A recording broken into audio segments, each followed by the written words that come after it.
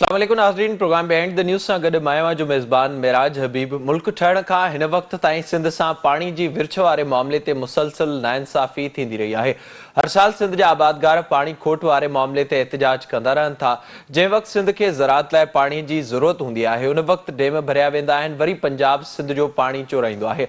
चश्मा Jhelum link canal सिर्फ़ उन वक़्त खोलणो आहे जॾहिं सिंधु दरिया जो पाणी पंजाब ते बचियल हुजे, पर उहो वाह उन वक़्त खोलियो वेंदो आहे जॾहिं सिंध खे पाणी जी ज़रूरत हूंदी आहे, जितां सिंध जो पाणी चोराए वेंदो आहे। जंहिं सबब न सिर्फ़ ज़राअत लाइ हर साल पाणी जी खोट थिए थी, पर डेल्टा खे घुर्बल पाणी न मिलण जी सूरत में मुसलसल समुंड अॻिते वधी रहियो आहे। जंहिं सबब ठठे ऐं बदीन जी हज़ारे एकड़ ज़मीन समुंड खाई चुको आहे। अॻी सिंध पाणी खोट खे भोॻे थो। वेतर हिन वक़्त सिंध जे पाणीअ ते मुख़्तलिफ़ तरफ़नि खां हमला थी रहिया आहिनि। काल्ह पाणी वज़ारत जो इजलास थियो आहे, जंहिं में हिकु भेरो ॿीहर पाणीअ ते धाड़ो हणण लाइ मॉल मंसूबे जी शुरूआत ते ज़ोर भरियो वियो आहे। पंजाब पारां तकरारी सीजे लिंक केनाल जी पुछड़ीअ ते 25 मेगावाट जो बिजली घर अॾण जो मुतालबो कयो वियो आहे, जंहिंखे सिंध जे एतिराज़नि बाद CCI हवाले कयो वियो आहे।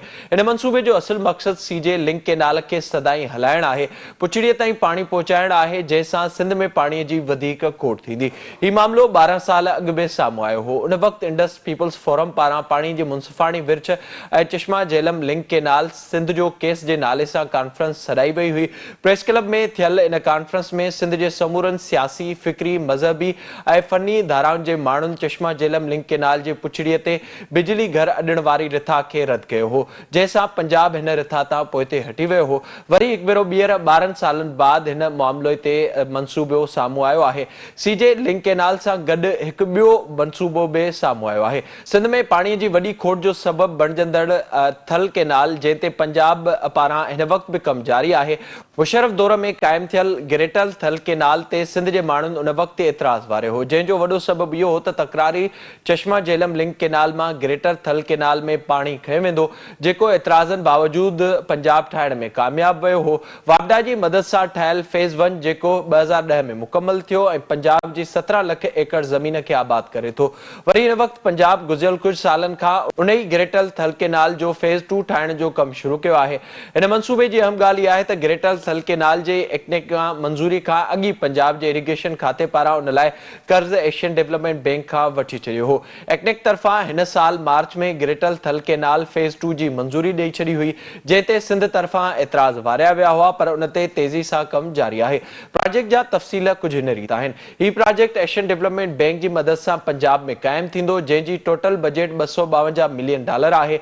इन केनाल वसीले पंजाब जे खुशाब, लिया, बखर, झंग ऐं मुज़फ़रगढ़ ज़िलनि जे 6,49,892 एकड़ ज़मीन आबाद कई वेंदी। गिरेटल थल केनाल फेज़ 2 सां गॾु चोबारा लिंक केनाल सिस्टम पिणु क़ाइमु कयो वेंदो, जेको 72 किलोमीटरनि ताईं हूंदो, जंहिं में नंढड़ा वाह पिणु ठाहिया वेंदा। हिन मंसूबे ते तेज़ीअ सां कमु जारी आहे, जंहिं जे लाइ पाणी चश्मा झेलम लिंक केनाल मां खंयो वेंदो। हिक पासे 25 मेगावाट जो बिजली घर अॾण जी तयारी थिए पई। एतिराज़नि बावजूदु गिरेटल थल केनाल फेज़ 1 ठही वियो। वरी हाणे पंजाब जी गैर आबाद ज़मीन आबाद करण लाइ गिरेटल थल केनाल जो फेज़ 2 उन ते कमु जारी आहे, जंहिं लाइ इहो मंसूबो पिणु शामिल कयो वियो आहे त ईंदड़ सालनि में उन जा वधीक कुझु ॿिया फेज़ बि ठही सघनि था। हीउ जेको बि पाणी आहे उहो सिंध जो आहे, जंहिं ते सालनि खां धाड़ो हयो पियो वञे। वरी वधीक नवां मंसूबा क़ाइमु कया पिया वञनि। उन्हनि मंसूबनि जे मुकमल थियण सां सिंध जा माण्हू पाणीअ जे फुड़े लाइ तड़पंदा। हिन वक़्त जॾहिं मौसमियाती तब्दीलियुनि सबबु पाणीअ जी हूअं ई खोट आहे, ठठे बदीन में दरिया जो पाणी न मिलण सबबु समुंड शहरनि ॾे तेज़ीअ सां वधी रहियो आहे, उन वक़्त सीजे लिंक केनाल ते वधीक मंसूबा जोड़ण जी मंसूबाबंदी हले पई। इन सॼे मामले ते जिते पीपल्स पार्टी पारां को ख़ासि किरदारु अदा न पियो कयो वञे, इन सॼे मामले ते सिंध जो केस बहितर अंदाज़ में न रखण सबबु वधीक पंजाब पारां मंसूबा जोड़िया पिया वञनि ऐं ॾाढ वसीले उहे मंसूबा हिन वक़्त ताईं जारी आहिनि। पाण हिन सॼे मामले जे हवाले सां प्रोग्राम में ॻाल्हाईंदासीं। असांखे हिन वक़्त वीडियो लिंक ज़रिए जॉइन कयो आहे नामेरा पाणी माहिर आहिनि मोहतरम जनाब डॉक्टर हसन अब्बास साहब। डॉक्टर साहब, thank you so much for joining. असां सां गॾु फोन लाइन ते मौजूदु आहिनि मोहतरम जनाब इदरीस राजपूत साहब। सर, वॾी महिरबानी अव्हां जी बि जॉइन करण जे लाइ। ऐं असांखे जॉइन कयो आहे मज़हर अली शाह साहब, पाण अॻूणा इरसा जा चेयरमैन आहिनि। शाह साहब, अव्हां जी वॾी महिरबानी जॉइन करण जे लाइ। इदरीस साहब, अव्हां खां शुरूआत कंदासीं। ज़ाहिरा केतिरे ई वक़्त खां असां ॾिसूं पिया सिंध खे एतिराज़ रहिया आहिनि मुख़्तलिफ़ मामलनि ते ऐं ख़ासि तौर ते सीजे लिंक केनाल जे हवाले सां। हिन वक़्तु ॿ वॾा मंसूबा साम्हूं पिया अचनि। काल्ह जेको इजलास थियो आहे उन में हिकु भेरो ॿीहर पुछड़ी में सीजे लिंक केनाल जी बिजली घर अॾण बाबति मामिलो साम्हूं आयो आहे। ॿियो हिकिड़ो मामिलो साम्हूं अचे पियो केतिरनि ई ॾींहंनि खां थल केनाल फेज़ 2 जो, हालांकि फेज़ 1 ते एतिराज़ हुआ। अवां उन बाबति नाज़रीन खे ॿुधाइजो त सूरत हाल हिन वक़्तु कहिड़ी आहे? इशू इहो आहे त सीजे जे टेल ते बिजली घर इन करे था पैदा करणु चाहिनि, इन करे हणनि था चाहिनि बिजली घर त जीअं मतिलबु इहो वाह जेको आहे सीजे कैनाल जेको आहे टोटली जेको आहे सॼो साल हले। हाणे अॻु में बि जेका आहे इहा पोज़ीशन रही आहे त अॻे बि जॾहिं नेपरा ते इन ते एतिराज़ हो, सिंध गवर्नमेंट वारा एतिराज़ कया आहे जंहिंजे करे नेपरा ते इहो मामिलो जेको आहे रद्द करे छॾियो। हाणे जेका आहे हाणे बि वरी पोज़ीशन साॻी पोज़ीशन आहे त हाणे जेको आहे जेसिताईं ठीकु नथो थिए तेसिताईं जेको आहे सो सिंध जा एतिराज़ रहंदा। अच्छा इदरीस साहब, अवां छा था सम्झो? ज़ाहिरा जीअं अवां ज़िक्र कयो पिया 12 साल अॻु 2010 में ही मामिलो साम्हूं आयो हो ऐं उन वक़्तु सिंध जे एतिराज़नि ते उनखे रद्द कयो वियो। वरी हिकु भेरो ॿीहर साम्हूं अचण जो मक़सदु अव्हांखे कहिड़ो नज़र पियो अचे? न भई ज़ाहिर आहे सीजे चश्मा झेलम लिंक कैनाल खे उहो पैरनल जेको आहे सदा वहाइण था चाहिनि, सॼो साल वहाइण था चाहिनि। मक़सदु जेको आहे उन्हनि जो बेसिकली इहो आहे त जीअं इंटरमीडिएट वहण जे बजाए जेको आहे सॼो साल जेको आहे वहे। अच्छा इदरीस साहब, उन सां गॾो गॾु थल केनाल फेज़ 2 जो मामिलो बि साम्हूं अचे पियो ऐं उन जे लाइ हालांकि फेज़ 1 ते ज़ाहिरा एतिराज़ हुआ, उहो मुशर्रफ दौर में असां ॾिठोसीं ठही वियो। फेज़ 2 हिन वक़्तु उनजी हालांकि हिकु मंज़ूरी हिन साल मार्च में ॾिनी आहे, उनखां अॻु ई उनजो प्रोजेक्ट मुकमल तौर ते तयारु थी वियो। एशियन डेवलपमेंट बैंक जी मदद सां इरिगेशन सिस्टम तहत पंजाब अंदरि उहो फेज़ 2 बि ठहे पियो। उनखे अव्हां कीअं पिया ॾिसो ऐं उन सां केतिरो सिंध जो पाणी खुटंदो? भई इशू इहो आहे त सीजे जे 180 आरडी ते ग्रेटर थल कैनाल जेको आहे उनजो मंसूबो आहे। हाणे उनजो फेज़ 1 त अॻु में ई कंप्लीट थी चुको आहे। फेज़ 2 जेका आहे इन जे लाइ कोशिशि था कनि। सुवालु इहो त जॾहिं फेज़ 2 ठाहींदो त पाणी किथां ईंदो? पाणी जेको आहे रोज़ रोज़ घटिजो थो वञे, त इन करे सिंध में पाणी जी खोट थींदी। सिंध जेको आहे एतिराज़ वारींदो, त इन करे जेको आहे इहो न थियणु खपे। ठीक है सर, अब बताइएगा डॉक्टर साहब, जो सूरत हाल हम देख रहे हैं, ज़ाहिर मुसलसल एक लंबी तारीख है, हमने देखा है एतराज़ात रहे हैं और मुसलसल वही सूरत हाल हमें इस वक्त भी नज़र आ रही है। एक तरफ कल ये मामला सामने आया है कि वहाँ पर बिजली घर बनाया जाए 25 मेगावाट का सीजे लिंक केनाल के टेल पर, और दूसरा मामला इस वक्त थल केनाल फेज़ 2 का सामने आ रहा है। इसको आप किस तरह से देख रहे हैं? और इससे तो मजीद जो सिंध के आबादगार हैं और जो टेक्निकली लोग समझते हैं वो समझ रहे हैं कि इससे बहुत ज़्यादा नुकसान होगा और पानी की मजीद किल्लत होगी सिंध में। जी यकीनन होगी, इसमें कोई शक नहीं है कि अगर सीजे लिंक कैनाल को परमानेंट चलाया जाता है तो इससे ज़ाहिर है अगर इसके साथ कमांड एरिया है और उसके बीच में पानी निकाला जाता है तो इसका मतलब है कि इसको परमानेंट चलाने का प्रोग्राम है। और शुरू में जिस वक्त ये कैनाल बनाई जा रही थी तो ये कहा गया था कि ये सिर्फ उस सूरत में इससे पानी डाइवर्ट करेंगे जब सैलाब का फालतू पानी आ जाएगा। लेकिन अब इसके बीच में कोई नया फार्मूला लगा के कि जी पंजाब सिर्फ अपने हिस्से का पानी ले रहा है और इसलिए इसमें ये इरसा अकॉर्ड के मुताबिक जो है ये पंजाब के हिस्से का पानी है और वो अपने हिस्से के पानी से ये कर रहा है। और उसमें वो एक ये भी क्लॉज इन्वोक करते हैं कि जी अपने अपने हिस्से के पानी के लिए सूबे जो हैं वो अपने अपने मंसूबे बना सकते हैं, और ये उस शिक की आड़ में इस मंसूबे को आगे पुश किया जा रहा है। लेकिन ये मैं आपको बताता चलूँ कि ना तो ये मंसूबा जो है पंजाब के लिए है, ना ये सिंध के लिए है। ये सिर्फ़ और सिर्फ पाकिस्तान में इंतशार फैलाने का मुझे तो मंसूबा लगता है, क्योंकि जिस तरीके से हमारी वाटर मैनेजमेंट जो है वो खुसूसन 1947 के बाद बनाई गई है, वो फार्मूला ही एक ऐसा है जिसमें आप अपस्ट्रीम से पानी निकालते हैं और डाउनस्ट्रीम वाला चीखता है। ये वो डेवलपमेंट मॉडल है दरियाओं को बनाने का जिसमें हमेशा जो आपके अपस्ट्रीम और डाउनस्ट्रीम के लोग हैं जो कि एक ही बेसन के रहने वाले लोग हैं, एक ही रिवर बेसन के रहने वाले लोग हैं, उन लोगों के बीच में नाचाकियाँ पैदा होती हैं, तफरका पैदा होता है और इंतशार पैदा होता है। اور میں ہمیشہ جو ڈاؤن اسٹریم ہے وہ اس کو احساس محرومی ہوتا ہے، چاہے وہ احساس محرومی جو ہے وہ حقیقت پہ مبنی ہو یا حقیقت پہ مبنی نہ ہو، چاہے اس کو پانی کی کمی ہو رہی ہو یا نہ ہو رہی ہو، لیکن وہ ایک احساس محرومی ضرور آ جاتا ہے۔ اور قطع نظر اس سے کہ اس منصوبے سے پانی کم ہوگا یا نہیں ہوگا، یہ منصوبہ اس لیے ٹھیک نہیں ہے کیونکہ یہ نیشنل انٹیگریشن کو جو ہے وہ نقصان پہنچاتا ہے، اور صرف اس ایک نظریے کی بنیاد پہ کہ اس سے نیشنل انٹیگریشن کو نقصان پہنچتا ہے، اس منصوبے کو فوری طور پہ ختم کر دینا چاہیے۔ لیکن ادھر حساب کچھ اس طرح سے ہے کہ کیونکہ اس کینال کو اب مسلسل چلانے کا جو ہے وہ اہتمام کیا جا رہا ہے، کچھ آپ اگر تھوڑا سا اس کو زمین کے ریکارڈز کو دیکھیں تو آپ کو پتہ چلے گا کہ تھل کے علاقے میں، تھل ڈیزرٹ میں بہت سے با اثر لوگوں کو زمینیں الاٹ ہوئی ہیں، اور یہاں پہ پہلے سے اریگیشن نہیں ہو رہی، تو جہاں پہ اریگیشن نہیں ہو رہی وہاں پہ کوئی اس اریگیٹڈ واٹر کے اوپر انحصار نہیں کر رہا، کوئی ایسی قیامت نہیں آ جائے گی کہ کس ایک صحرا جس کے بیچ میں کوئی رہتا ہی نہیں ہے فی الحال، ادھر اگر پانی نہ جائے تو لوگوں کو تکلیف ہوگی۔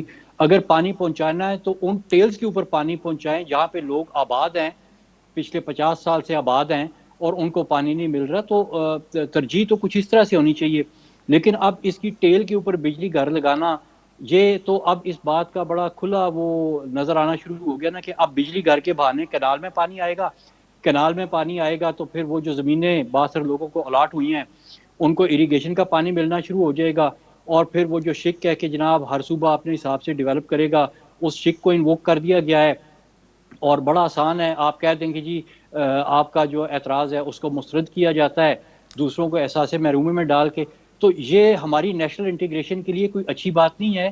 یہ چند بااثر لوگ ہیں جن کو اس میں بہت زیادہ فائدہ ہوگا، اس میں مالیاتی ادارے جو اس پروجیکٹ کو فنڈ کریں گے ان کو بھی فائدہ ہوگا، اس میں جو کنسٹرکشن کمپنیاں یہ پروجیکٹ بنائیں گی ان کو بھی فائدہ ہوگا، اور جو ادھر بااثر لوگوں نے زمینیں لے رکھی ہیں ان کو بھی فائدہ ہوگا، لیکن ملک کو نقصان ہوگا کیونکہ یہ ملک کی ہمہ آہنگی کے اوپر ایک اور جو ہے یہ وار بنتا ہے جو اس سے پہلے بھی ہوا ہے اور ابھی دوبارہ کیا جا رہا ہے۔ جی جی شاہ صاحب ॿुधाए जो जेका डॉक्टर साहब भी ज़िक्र कयो जंहिं सूरत हाल जो ज़ाहिरा हूअं ई असां ॾिठो आहे सीजे लिंक केनाल ते एतिराज़ रहिया आहिनि उन वक़्तु खोलियो वेंदो आहे जॾहिं सिंध खे ज़रूरत हूंदी आहे, हालांकि उन वक़्तु खोलणो आहे जॾहिं या बोर्ड जी सूरत हाल हुजे या पंजाब जो पाणी बचियलु हुजे सिंधूअ ते।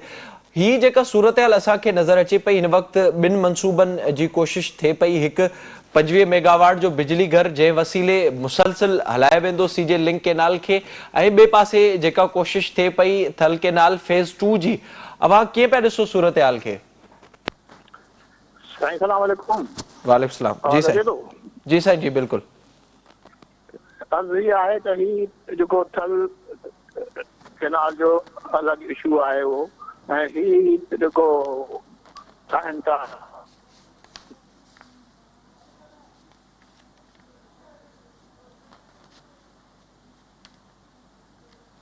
जी शाह साहब। ॾह जो पिया चवनि, जंहिं ते असां मां हुते हूंदो हुउसि तो हुते वेही असां हुननि खे ॿुधायो त हिन में एतिरो पाणी कोन्हे को, ऐं ॿियो त इरसा केनाल जो जेको आहे NOC कोन ॾींदी आहे, इरसा इंचार्ज आहे रिवर्स जी, ही खे 3-4 दफ़ा जवाबु ॾिनो हुयो।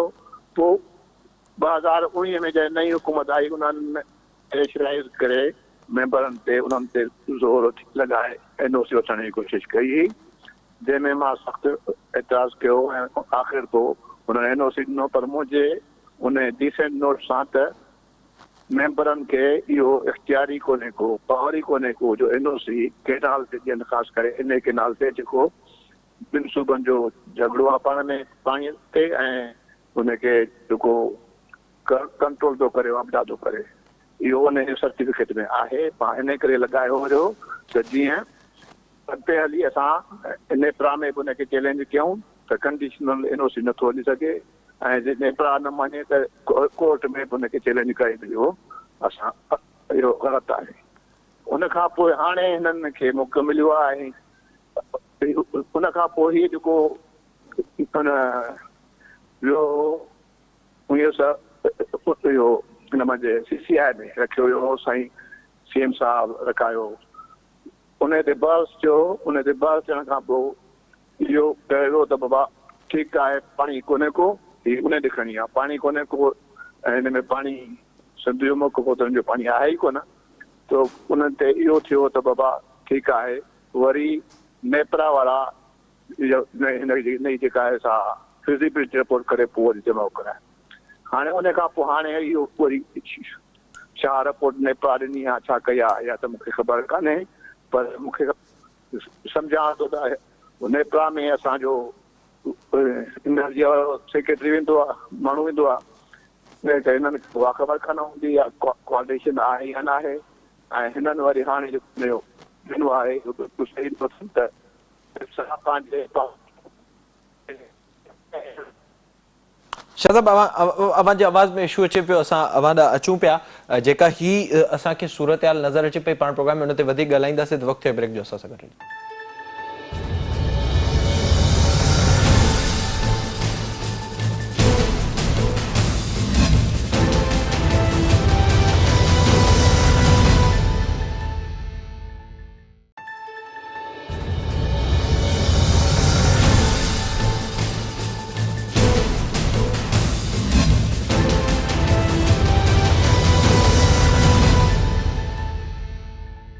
प्रोग्राम में हिकु भेरो ॿीहर भलीकार पाण ज़िक्र कयूं पिया, जेका हिन वक़्तु सूरत हाल नज़र अचे पई बिजली घर ॾियण जे हवाले सां, थल केनाल फेज़ 2 जे हवाले सां।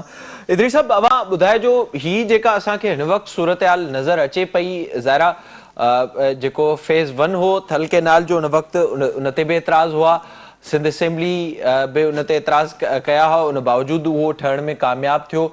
ऐं उनजो जेको फेज़ 2 हो उहो एतिराज़नि बावजूदि उनजी एक्निक मां मंज़ूरी थी चुकी आहे, बजट मंज़ूर थी चुकी आहे, हाणे बिजली घर जूं ॻाल्हियूं हलनि पियूं। अवां छा था सम्झो ही जेको ख़ासि तौर ते पाणी मामले ते असां ॾिसूं पिया सिंध खे नाकामी थिए पई, या जेको डॉक्टर साहब अॻ में मौक़िफ़ रखियो कुझु माण्हुनि जे लाइ, ताक़तवर माण्हुनि जे लाइ इहे मनसूबा शुरू कया पिया वञनि, त उन जे लाइ हिन वक़्तु कहिड़ो किरदारु अदा करण जी ज़रूरत आहे त जीअं इहे जेके ॿ वॾा मनसूबा आहिनि उन्हनि खे रोके सघिजे? न, इशू इहो आहे त ग्रेटर थर कैनाल जो जेको फेज़ 2 आहे उहो त सिंध वारनि जेको एतिराज़ कयो उहो न ठहणु खपे। तंहिंखां पोइ ॿियो मसइलो जेको आहे त भई थल कैनाल सीजे कैनाल जे टेल ते रेगुलेटर या बिजली घर ठाहिणु जेको आहे, उन मां छा थींदो, उन मां जेको आहे सो सिंध खे पाणी जेको आहे घटि मिलंदो, छाजे करे उहो कैनाल सॼो साल वहंदो।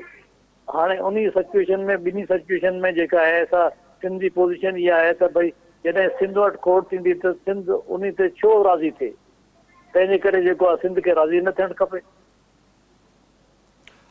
इन में अवां सम्झो पिया इदरी साहब त केस बहितर रखियो पियो वञे, ऐं उते उन हुजण बावजूदि बि असां ॾिसूं पिया त इहे मनसूबा जेके जंहिं मां ज़िक्र कयो थल केनाल फेज़ 2 ते, त हाणे इहे ख़बरूं बि अचनि पियूं त राज़ी करण जे लाइ बि मुराद अली शाह साहब खे कोशिशूं कयूं पियूं वञनि। न, इशू इहो आहे त सिंध जे इंट्रेस्ट में मुराद अली शाह खे इहो ॾिसणु खपे एज चीफ मिनिस्टर सिंध त भई इन जे करे सिंध में खोट थींदी, पाणी खोट थींदी या न थींदी। हाणे जॾहिं पाणी खोट थींदी त सिंध खे उन ते जेको आहे चीफ मिनिस्टर साहब खे उन ते एतिराज़ करणु खपे त भई जेका सिंध में खोट थींदी त सिंध जो पाणी घटि थींदो त पोइ असां छो राज़ी थियो इन मनसूबे ते। अब इहो बि ॿुधाइजो इदरी साहब, जेका ही असां सूरत हाल ॾिसूं पिया, अगरि इहे मनसूबा थी था वञनि, उन में कामयाबी थिए थी, त उन बाद अवां छा था सम्झो त केतिरी सिंध खे खोट थींदी इन सॼे मामले ते, ख़ासि तौर ते जॾहिं इन शइ जो ज़िक्र थिए थो ऐं असां उन में मुसलसल इहो ॾिसूं पिया इन्हनि मनसूबनि जे हवाले सां, सिंध खे केतिरो नुक़सानु थींदो अगरि इहे मनसूबा मुकमल थिया त? न, ज़ाहिर आहे भई सवाल इहो त सिंध में खोट, पाणी जी खोट थींदी माना फसल घटि थींदा, फसल घटि थींदा माना अन्न जेको आहे सो घटि निकिरंदो। टोटल जेको आहे अल्टीमेट रिज़ल्ट इन जो आहे त जेको आहे अल्टीमेटली जेको आहे कैश, सिंध जो जेको आहे कैश घटिबो न, त कैश घटिबो त जेको आहे इन सिंध वारा छो राज़ी थियनि। ٹھیک ہے ڈاکٹر صاحب، آپ بتائیے گا جو ادریس صاحب نے ذکر کیا، ظاہر ہے یہ صورتحال ہم مسلسل دیکھ رہے ہیں، آپ نے مسلسل اپنا موقف رکھا ہے کہ پانی کے اندر رکاوٹیں نہیں ڈالی جائیں اور ڈیولپمنٹ سسٹم پر مسلسل آپ بات کرتے رہے ہیں۔ اس وقت پہلے ہی حالانکہ سی جے لنک کینال کے حوالے سے اعتراضات تھے، تھل کینال فیز 2 ہم نے دیکھا وہ بن چکا، اور اس کے بعد جو فیز 2 کی اس وقت کوششیں ہو رہی ہیں، پھر بجلی گھر کی باتیں ہو رہی ہیں، تو اسے کیا آپ سمجھتے ہیں کہ کتنا نقصان مجموعی طور پر سندھ کو ہو سکتا ہے، اور اسٹیک ہولڈرز کیوں نہیں سوچ رہے، خاص طور پر پنجاب کے اندر جو حکومت ہے، کہ اس معاملے سے نقصان ہوگا اور مزید تفرق بڑھ رہا ہے عوام کے بیچ میں بھی؟ دیکھیے جی، یہ نقصان سندھ کا نہیں ہے، یہ پاکستان کا نقصان ہے۔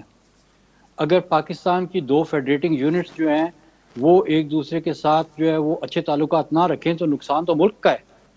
اسی طرح سے جو اس طرح کے منصوبے کیے جا رہے ہیں اس کے اوپر ٹیکس پیئر کا پیسہ لگ رہا ہے، قرضے لے رہے ہیں، قرضوں کی قسطیں دے رہے ہیں، اس پہ سود در سود دے رہے ہیں، اور آپ اس طرح کا منصوبہ کر رہے ہیں جو بجائے کہ آپ کے ملک کو فائدہ پہنچائے نقصان پہنچا رہا ہے چند لوگوں کی فائدے کی خاطر۔ تو یہ بڑی سوچنے والی بات ہے۔ دیکھیے یہ ابھی کہ جی ہم تھل میں بجلی پیدا کرنے لگے ہیں، بھائی کیوں تھل میں آپ کیوں بجلی پیدا کرنے لگے ہیں؟ تھل کے بیچ میں سورج نہیں چمکتا، اور سولر کی اس وقت جو کاسٹ ہے وہ ہائیڈرو پاور کی کاسٹ سے بہت کم ہے، اس وقت 100 سے 50 گنا کم ہے اس وقت سولر کی کاسٹ۔ اگر آپ کو بہت شوق ہے تھل میں بجلی پیدا کرنے کا تو آپ سولر کا منصوبہ کیوں نہیں لے کے آتے؟ اس کے اوپر پیسہ لگائیں، اتنے پیسے میں آپ کا جو ہے وہ 100 سے 50 گنا زیادہ سولر لگ جائے گا۔ آپ یہ کام کیوں نہیں کرتے؟ پھر آپ ابھی دیکھیں آپ کے جو سندھ میں لوگ ہیں وہ ابھی تک سیلاب میں ڈوبے ہوئے ہیں۔ آپ نے ابھی تک اپنے ڈیولپمنٹ ماڈلز جن ماڈلز کی وجہ سے اس وقت سندھ میں پانی نہیں نکل رہا، آپ نے ان کو ٹھیک کرنے کا کیا پروگرام بنایا ہے؟ آپ نے وہی 1950 والا، بلکہ 1950 بھی کیا 1850 والے جو ماڈل ہیں کینال اریگیشن کے، جو واٹر لاگنگ اور سیلینٹی پیدا کرتے ہیں، جو تفرقہ پیدا کرتے ہیں، جو اپ سٹریم اور ڈاؤن سٹریم میں تفرقہ پیدا کرتے ہیں، جو وارہ بندی کے معاملات میں ایک فارمر کو دوسرے فارمر کے ساتھ جو ہے وہ لڑاتے ہیں، آپ وہی ماڈل ابھی بھی ریپیٹ کر رہے ہیں۔ آپ نے 100 سال میں 50 سال میں کچھ نہیں سیکھا کہ ان ماڈلز نے آپ کو کتنا نقصان پہنچایا ہے۔ اور کیا آپ سمجھتے نہیں ہیں کہ کیا جو ایک معاشرے میں ہمہ آہنگی ہوتی ہے وہ فائدہ مند ہوتی ہے کسی بھی ملک کی اکانومی کے لیے، اس کے لوگوں کے لیے، اس کی سوشل لائف کے لیے، اس کے انوائرمنٹ کے لیے؟ پھر یہ جو پروجیکٹ جو آپ دریا سے پانی ڈیورٹ کرتے ہیں اس انداز سے، جس سے آپ کی وائلڈ لائف، آپ کی فلورا فونا، آپ کے انوائرمنٹ، آپ کی ہر چیز جو ہے وہ تباہ ہوتی ہے۔ آپ سوشل جو ہے وہ اس کی نہیں کاسٹ دیکھ رہے، آپ اس کے انوائرمنٹل کاسٹ نہیں دیکھ رہے، آپ اس کی اکنامک کاسٹ نہیں دیکھ رہے۔ کوئی فیزیبلٹی اسٹڈی جو یہ ثابت کر دے کہ یہ جو ہائیڈرو یہ پاور لگانے کے لیے جا رہے ہیں یہ بہتر ہے سولر پاور سے آج کے زمانے میں، اور پھر ان کا ہائیڈرو پاور کا ریکارڈ کیا ہے؟ نندی پور ان کا نہیں چلا، نیلم جلم ان کا بیٹھ گیا، 5th ایکسٹینشن تربیلا کی وہ ابھی بیٹھ گئی ہے، ان سے تو ہائیڈرو پاور بنتا ہی نہیں ہے۔ تو یہ مطلب ہے کہ کس کھاتے میں ایک اور ہائیڈرو پاور کا پروجیکٹ لے کے آ رہے ہیں؟ تو یہ دیکھیں، یہ میں آپ کو بتاؤں، یہ صرف چند لوگوں کے فائدے کے لیے ہے جو نہ ملک کو دیکھتے ہیں، نہ صوبوں کو دیکھتے ہیں، نہ انوائرمنٹ کو دیکھتے ہیں، نہ اور کسی چیز کو دیکھتے ہیں۔ صرف چند لوگ اپنے فائدے کے لیے ڈیسیژن میکنگ پوزیشنز میں بیٹھ گئے ہیں، پاورفل ہو گئے ہیں، زمینیں بھی الاٹ کرا لی ہیں، اور اب ادھر جناب وہ پانی بھی جو ہے نا ملک کا ٹیکس پیئر کے کھاتے کے اوپر ان کے لیے جو پانی کا بھی بندوبست ہو رہا ہے۔ یہ مسئلہ اس ہے میں حسن صاحب یہ بتائیے گا، پھر میں شاہ صاحب کے پاس جاؤں گا، وہ ہمارے ساتھ لائن پر آ چکے ہیں۔ کیا تھل کینال فیز 2 سے لوگوں کو، عام عوام کو فیز 1 سے اس سے کوئی فائدہ ہوا ہے جو تقریباً 12 سال پہلے مکمل ہوا تھا؟ دیکھیے کسی نہ کسی کو تو فائدہ ضرور ہوا ہوگا، لیکن آپ نے چند لوگوں کا فائدہ نہیں دیکھنا ہوتا، آپ نے دیکھنا ہوتا ہے کہ آپ کا ملک کدھر جا رہا ہے۔ آپ جب فیڈرل لیول کے اوپر ڈیسیژنز لیتے ہیں تو آپ نے پورے ملک کی اکانومی کو دیکھنا ہوتا ہے، پورے ملک کی ہمہ آہنگی کو دیکھنا ہوتا ہے، پیس کو دیکھنا ہوتا ہے، سیکیورٹی کو دیکھنا ہوتا ہے، اور آج کے دور میں آپ نے پورے انوائرمنٹ کو، اپنی گلوبل پوزیشن کو دیکھنا ہوتا ہے۔ آپ نے ثابت کرنا ہوتا ہے اپنے کام سے، اپنے پروجیکٹ سے، کہ آپ رسپانسبل سٹیزنز ہیں اس گلوب کے، اس دنیا کے، اور آپ کے بنائے ہوئے پروجیکٹ جو ہیں وہ انوائرمنٹ فرینڈلی ہیں۔ یہ سارے پروجیکٹس انوائرمنٹ کو نقصان پہنچاتے ہیں۔ انہی پروجیکٹس کی وجہ سے آج سندھ ڈوبا ہوا ہے۔ ہمیں پتہ ہے اب ان سیلاب نے تو بالکل یہ بات روزے روشن کی طرح عیاں کر دی ہے کہ ہمارے جو اولڈ ڈیولپمنٹ ماڈلز ہیں وہ کلائمیٹ کمپیٹیبل نہیں ہیں۔ इनकी वजह से हमें आइंदा आने वाले सालों में मजीद नुकसान होगा। आप उन्हीं प्रोजेक्ट्स को अभी भी रिपीट कर रहे हैं, ये बात मेरी समझ से बाहर है। जी शाह साहब, अवां ॿुधाए जो ज़ाहिरा अवां रिसेंटली सभिनी मामलनि खे वेझो खां ॾिठो आहे, बींग इरसा चेयरमैन, ही जेका असांखे सूरत हाल हिन वक़्तु नज़र अचे पई, जंहिंजो अवां ज़िक्र कयो बिजली घर जे हवाले सां, ऐं उन ज़रिए कोशिशि थिए पई सीजे लिंक केनाल खे मुसलसल वाहिण जी, ऐं ज़ाहिरा उन में जो वॾो मक़सदु इहो ई नज़र अचे पियो। उन सां गॾोगॾु पाणी जी जेका मुंसिफ़ाणी विर्छ आहे उहो सदाईं सिंध जो मामिलो रहियो आहे, केस रहियो आहे, ऐं ॿिए पासे सां ॾिसूं पिया पाणी डेल्टा में दरिया जो न पहुचण सबबि मुसलसल सिंध जा शहर बदीन ठठे में समुंड अॻिते वधे पियो, उहो शहरनि तरफ़ तेज़ी सां वधे पियो। ही जेका सूरत हाल अगरि मुकमल थिए थी त उन खां पोइ सिंध खे केॾो नुक़सानु थींदो, ऐं गॾोगॾु इहो ॿुधाइजो त इन खे रोकण जे लाइ हिन वक़्तु कहिड़ो किरदारु अदा करण जी ज़रूरत आहे हुकूमत खे? मां खे ॿुधाए 10 साल खां लॻा पिया, हाणे जेको आहे सो वरी CCI हिननि मोकिलियो, जेका मिनिस्ट्रीअ में जंहिं जॉइंट सेक्रेटरीअ कई आहे प्रिज़ाइड हिन मीटिंग खे, उहो फुली हिनखे सपोर्ट थो करे, ऐं उहे कंहिं बि सूरत में हिनखे पावर हाउस खे ठाहिणु चाहिनि था। उसूलनि सिंध खे जो मौक़िफ़ त सदाईं मुखालफ़त कई आहे हुनजी, पर असां जॾहिं ॻाल्हि अचे थी त पोइ उनखे खणूं था, वरी सुम्ही था पऊं, वरी जॾहिं ॻाल्हि अचे थी वरी सुम्ही था पऊं। या थल केनाल ते आयो त ग्रेटर थल केनाल ते आयो त उन ते असां ॻाल्हि करे वरी सुम्ही पियासीं, वरी साॻियो ई हिनखे खयो अथनि। साॻी आहे तरीक़ो आहे त उन में पाणी खणंदा, ही पाणी खणण था चाहिनि, त इन जो उन खे हल करण लाइ सिर्फ़ु ॻाल्हियूं या दाहूं करण सां मसइले जो हल कोन्हे को। उते मां ॾाढी महिनत कई ऐं उन ते हिकु ठहिराई हुई कमेटीअ रिपोर्ट ॾिनी, जेका 90 पेजनि सां नेशनल स्टैंडिंग कमेटीअ में पई आहे, जंहिंमें मुंहिंजो जेको मौक़िफ़ हो त बाबा तव्हां पहिरियों फ़ैसिलो त कयो, अंगर त ॾिसो त पाणी कहिड़ो सूबो केतिरो खणे थो, टोटल पाणी केतिरो अचे थो, छाकाणि त मां जेको ॾिठो आहे उते उन में उहो यकीनन चवां थो मां त इनफ्लो बि घणो आहे, हू घटि था ॾेखारनि। सूबा मुख़्तलिफ़ जेको पाणी खणनि था उहो मुख़्तलिफ़ तरीक़े सां पंहिंजो अकाउंट ॾियनि था, उहो साॻियो थियणु खपे। इन सां सिंध खे तमामु घणो नुक़सानु आहे, लास्ट में सिंध खे तमामु घणो नुक़सानु था ॾियनि। इहे सभु ॻाल्हियूं मां उन्हनि खे में आहिनि त जीअं इहे सभु ॻाल्हियूं तॾहिं थींदियूं जॾहिं इरसा जो जेको अकाउंट वाटर अकाउंट ठहे थो उन जी अॼु ताईं आदत कान थी आहे। उहो पंहिंजे मर्ज़ीअ सां जीअं चाहिनि था ईअं ठाहिनि था, ॿिनि खे 3 लिखनि, चइनि खे 5 लिखनि, उहा उनजा मर्ज़ीअ मालिक आहिनि।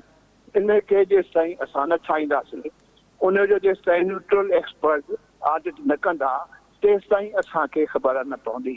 सिंध हुकूमत खे घुरिजे त उहा रिपोर्ट पई आहे, मूंखां पोइ उनखे हथ बि कंहिं कोन लाथो आहे, कंहिं दाह बि कान कई आहे, उनखे वञी उते मिनिस्टर बि सिंधी आयो आहे हाणे, उहे सिर्फ़ु कंहिं डोनर एजेंसी खे चवंदा त इंटरनेशनल न्यूट्रल एक्सपर्ट हुजनि, जेके ॿिन्ही सूबनि खे पसंदि हुजनि, न्यूट्रल हुजनि, उहे अची इरसा जे ऑफिसनि में 2-3 सालनि जी आदत कनि त ख़बर पइजी वेंदी त पंजाब घणो थो पाणी खणे, सिंध घणो थो पाणी खणे। ज़ाहिरा उनजी मुंसिफ़ाणी विर्छ बि थियणु घुरिजे। वॾी महिरबानी अवांजी, thank you so much Mazhar Ali Shah sahab, doctor Hasan Abbas sahab, thank you so much sir join करने के लिए। इदरीस राजपूत साहब, अवांजी वॾी महिरबानी ज्वाइन करण जे लाइ।